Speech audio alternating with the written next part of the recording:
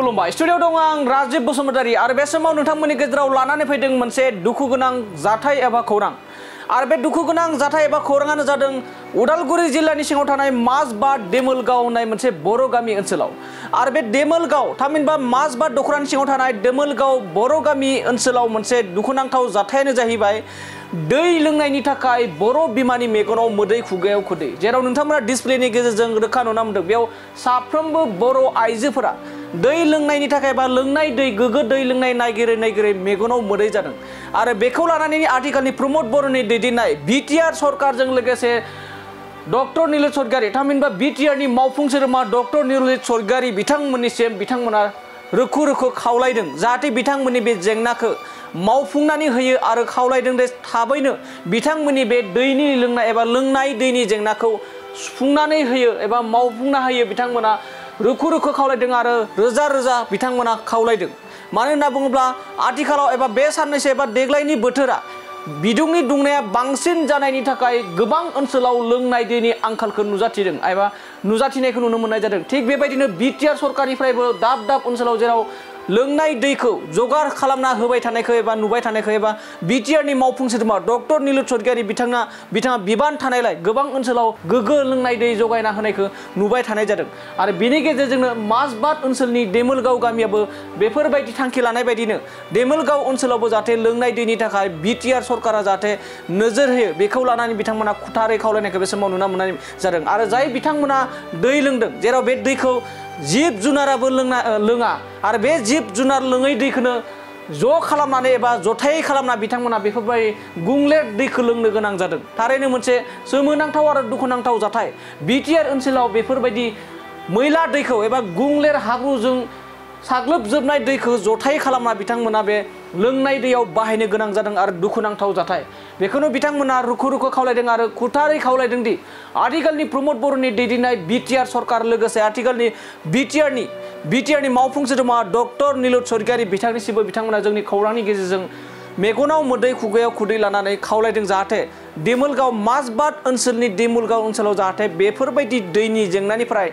जाहाथे बिथांमोनखौ उद्धार खालामो एबा बिथांमोननि बे जेंनाखौ मावफुंना होयो होनना बिथांमोना खावलायदों लोगोसे बे समाव नोंथांमोना बयबो मिथिगौ ओनसोलनि एबा जोंनि बिटिआर ओनसोलाव नङा रायजोनि दाब दाब ओनसोलाव बिदुंनि दुंनाया बांसिन जानायनि थाखाय लोंनाय दैनि गोबां मोगा मोगि एबा जेंनाजों मोगा मोगि जानायखौ नुनो मोननाय जादों बेबायदि उदालगुरि जिल्लानि सिङाव थानाय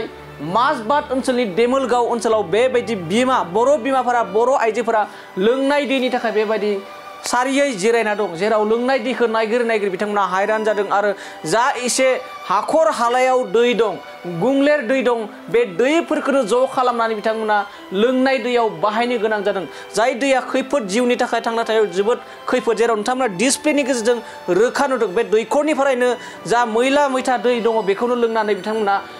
सोलिनांगौ जादों बेखायनो बिथांमोना खावलायदों दुखुजों खावलायदों बिथांमोना आथिखालनि सरकारनिसिम दा बे समाव जुदि जोंनि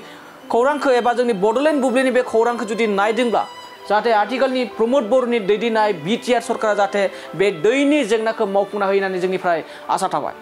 दानिया फैदो बे समाव बिथांमोना बे गावसोरनि जेंनाखौ लानानै एबा दै लोंनाय जेंनाखौ लानानै बिथांमोना माबोरैहाय दुखु गोनाङै बाथ्रा बुंदों जों आबुङै मिथिना लानि जोंनि बे दलनि गांवआव एकदम दैनि थाखाय बिराद खस्थ' जादों जों गथ'फोरखौ मादों जाहोनानै स्कुलाव थिनहरगोन आरो गाननाय जोमनायखौ मादों सुगोन जों दिनैहालागैसिम 15 दिनानो जालायलांबाय जों दुगैनोनो मोनाखै आरो गथ' गथायफोरखौ एकदम मोखां आथिं सुनोनो जों दैखौ मोना गेलासे दैफोरजोंनो जोङो मोखांफोरखौ माय सुस्रिनानैबाबो थांदो होननानै जोङो थिनहरनाय जायो गथ'फोरखौ आरो मा होनो दैया मा जाजोबगोन दैया जोंनिया कुङानि दैफोराबो रानजोब्बाय कुङाया ओरैनो 8-9टासो दोङो कुङाया ओमफ्राय दैयानो गैया गासिबो रानजोब्बाय कुङा मोनसे दोङो बेबो आधा बाल्थिंल' मोनो आरो बे दै गल' बिराद खस्थ' जायो जोंनिया दा मादों संनानै जाहोगोन मादों थागोन जायो हौवाफ्राबो हाजिरा मावनो थांजोबो जोंबो बागानाव खामानि मावनानै जायो बिराद खस्थ' जायो ओंखायनो बिराद गाबनोबो ओंखारलाङो आरोना जोङो बिराद खस्थ' मोनो आरोना रायज्लायनो हाया मोनलायलाङो जोङो दैनि थाखायनो ओंखायनो एसे सरकारा अननाय मोनबा जोंनो बरिंखौनो साबाबो जोंनो बरिं हरनायबा मोजां जागौमोन बेबायदि दैनि जेबो सुबिदा मोननाय जायाखै ना जल जीवन मिशननिफ्राय सुबिदा मोनाखै दैसायावबो जोंहा दै गैया मोसौ आरो बोरमाफोरनो जों दैखौनो होनो हाया मानसियानो आरो गिलासेफोरल'सो मोनलोङो आरो जों दै लोंनायनिखौ बायनानैसो लोङो रायलायनायावनो जोंनि खस्थ'नि थाखायनो जों बिराद दुखु मोनो सिगाङावलाय जोंनियावहा जेठ मासफोर मोनबाथाय जोंनियाव दै एभेलेबेल जायोमोन ओमफ्राय दायो जोंना बिराद दैनि थाखाय खस्थ' जादों जों 15 दिनानो गाहाम जालायलांबाय जों दुगैनो मोनाखै गथ'फोरखौबो जेन थेनसो जोङो गाननाय जोमनायखौनो माहा सुगोन माहा थागोन बिराद गोजान गोजान बेलेग गामियाव थांनानै जोङो दुगैनो गोनां जायो दैनि थाखायनो जों बिराद खस्थ' मोनगासिनो ओंखायनो जोङो सारमोनखौ लेंहरनानै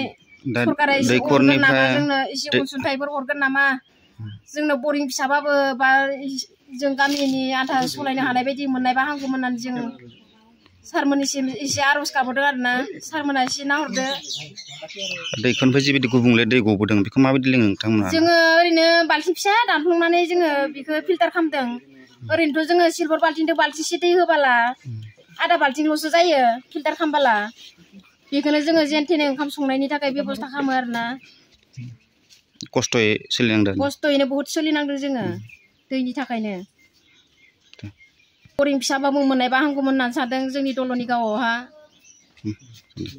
दुखुनांथाव बाथ्रा जाना दं दा सानसेनि गेजेराव दै गैया अर गैया बहुद दुखुनांथावना नागिरै खावो रानलायनानै जानो गोनां जादों जोंनि गामि बे दल'नि बस्ति गामिया बहुद दुखुनांथाव जानानै दङ जोंखौ नायहरदो सारमोना एसे अनसायहरदो जोंनि गामियाव बहुद उसुबिदा जाना दं दैमाया दैज्लां बोथोराव खुरखायो दा आरो नै मेसें दैज्लांनि गेजेरहां मोनहांनो दैया रानखावनानै दं बेफोरनि थाखाय बहुद दुखुनांथाव आरो जोंनि गामियाव कारेन्टनि थाखायबो उसुबिदा जानानै दं मोननो थाङाखै बहुद बोसोर जानानै थांबाय दासिमबो जोंनि गामियाव कारेन्ट उसुबिदा जानानै दं सुबिदायानो गैया कारेन्ट खुन्था गैया तार गैया जेबो गैया जों मालायनिफ्राय बोनानै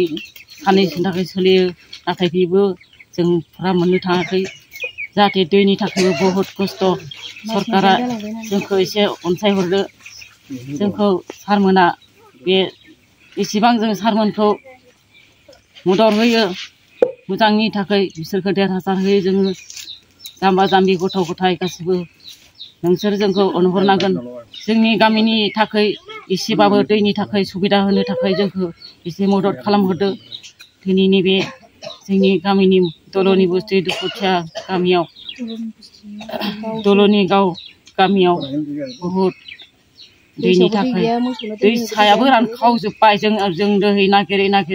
नागिरबाबो मोननो थाङाखै दैखौनो जोंनि गावबा गावनि दैखरनिखौसो दुखु खालामनानै दै सायाव नागिरनो बेफोरबायदि जानानै दं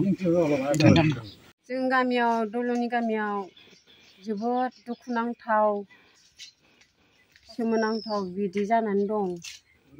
स्कुलाव थांनो गोनांबाबो स्कुलावनो थांनो मोनि जादों गथ'फोरा दुगैनोबो मोनला ओंखामबो थब मोनजाला दैयानो गैया नालाय एसां गोजानाव नामै लाबोनांगौ दैयानो होमबालाय बे फैगौमानि दै लाना फैगौमानि 10ता टाइम पास जालायलाङो होमबानो थांला गथ'फोरा दुखु मोनसिगोन स्कुलानो आरो एबसेन्ट जासिगोन बेसेबां गोजाननिफ्राय लायनांगौ दैखौ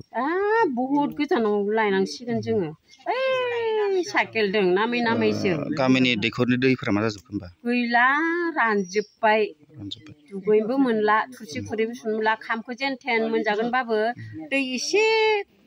मोननायजोंनो जोङो ओंखामखौ सङो ओमफ्राय बे दै गल'दोंथ' जोङो फिल्टार खालामनानै बाल्थिंफोराव जों अन्थाइ बायं होनानै फिल्टार खालामनानै ओंखामखौल' संनो मोनबानो जाबाय ओमफ्राय जों लोंनायखौ खस्थ' मस्थ' खालामो आरो ओमफ्राय आंथ' गथ'फोरखौ बुङो दै बथल बायनानैबाबो लोंदो दे मामा उपायानो गैया ओंखाम गोजाबाबो जानानै थांदो दैयानो गैया माजों मा खालामनो माजों संनो होननानै दुखुनि फिसा दुखुआवनो जानांसिगोन होननानै बुङो आरो होमबाबो स्कुलखौ सुथि खालामनाङा होननानै दा साइकेला आं दै नामायनो गोनां जायोना साइकेलखौनो मोनलाङाखै बेसेबां दुखु नांथाव नायलाय होमबा बेनोसै दिनै जोंनि बे माजबाद ओनसोलनि सा ओनसोलाव जोंहा अरुणाचल बर्डार खाथि जायो बे दल'नि गाव होननानै बुङो बे गामिखौ दा बे गामियाव जोंहा दिनै माखासे रायजो राजाफोरा गोबां दैनि आंखाल जानानै दिनै भुगिनांदों गोबां माने जेसांखिनि दैनि सुबिदा नांगौ जादोंमोन दा दै नांगौ जादोंमोन जों बेबायदि दै मोननो हायाखै आरो नांगौ बायदि जों बाहायनो हायाखै दैखौ फारसेथिं गथ'फोर स्कुलाव थांनाय फरायसाफ्रा आरो फारसेथिं हाजिरा मावना जाग्रा मानसि गासैबो दा बे हिसाबै जोङो दिनै जों बे दलनि गामिनि रायजोफ्रा ज' जानानै दिनै माखासे दैनि उसुबिदाखौ दैनि मा आंखाल जादों दैनि आंखालाथ' जोंहा लोंनायनिफ्राय जोंहा बाहायनाय फारसेनो बिराद आंखाल जानानै दं आरो जों संनाय खावनायनिफ्राय बासन बाथि धुनाय दैखर गैया नामा दैखरा दंब्लाबो रानजोबलांबाय आरो जोंनि बे गामियाव गासै 9टासो दैखर दङ 9टासो दैखराव दायो गासिबो रानजोबनानै दायो गंनैसोआल' जेने तेने बाल्थिंसे आधा बाल्थिं बेफोरबायदि खावजायो आरो बेबो 1 घन्टा 2 घन्टा बेफोरबायदि उनावसो एसे ओंखारो आरो बेखौनो फिल्टार खालामनानै जेने तेने न'खरसे लांबा न'खरसे नेनानै फिल्टार खालामो जेन तेन सोलिबाय थादों आरो एभेलेबेल माने बाहायनो हायाखै आरो गोबां खस्थ'जों बिराद खस्थ' जानानै दङ दा खाथियाव दैमा दैसाफोर गैया नामा खाथियाव दैमाया दङ दैसाया दंब्लाबो दायो पुरा माने थोबसेबो दै खायाखै आरो एखेबारे बाला अन्थाइल' जानानै दं ओरैबायदि रानखावजोबनानै दं आरो दा मोसौनो दै होनो बोरमानो दै होनो बेफोरबायदि उसुबिदा बिराद जानानै दं बेनि थाखायनो आरो दा दैखौ बहानिफ्राय होनबा लोंगासिनो नोंथांमोना दा दैखौ जोङो जेसांखिनि बे गंथामसो दैखराव जेसांखिनि दै बाल्थिंसे बाल्थिंनै गयो बेखौनो जोङो एसे नेथाबनाबाबो 1 घन्टा 2 घन्टानि उनावबाबो जमा खालामनानै एसे एक खुरैनैब्लाबो माने बेखौनो बाहायबाय थादों आरो एकदम लिमिट माने एभेलेबेल बाहायनो हाया माने जेसांखिनि लिमिट नांगौ आरो बे मोनसे आनलिमिटेड ओरैबायदि माने लिमिटनिफ्राय बांद्राय लिमिट बारनानैसो जों दैखौ बाहायनो गोनां जादों आरो बेबायदि ओरैबायदि उसुबिदा आरो बेबायदि जाबाय थानांगौब्ला जों माखासे दै केनसो बायनानै लोंनांसिगोन बेबायदि साननैसोनि उनाव बिदिसो जालांगोन हमगासिनो आरो दुगैनो जि सुनो बिदिबो मोनाखै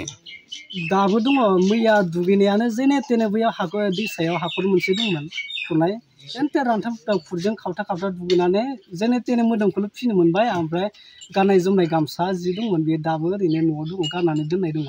सुनो मोनाखै आरो बे बिदिनो दंबाय थायो बिदि जानानै दङ दैखरानो दैयानो पुरा माने गुबुंले हाब्रु दैखा आथिखालावथ' जल जीवन मिशननि गेजेरजों गोबां स्किम गायसननाय नुदों दा नोंथांमोना बिदि गायसनाखै नामा जल जीवन मिशनाथ' जोंनि खाथि खाला ओनसोलाव बहुत स्किमाथ' सफैनायालाय दा जोंनि खाथियावबो सफैदोंमोन दा बे स्किमा माने गोबावानो जाबाय बे स्किम सफैनाया जोंनियाव दासिमहालागै बे दलनिगाव एरियायावनो मोननै स्किम सफैना दं मोनसे पुराना आरो मोनसे गोदान दा बेनिफ्राय जों सुबिदाखौ मोननो हायाखै माखासे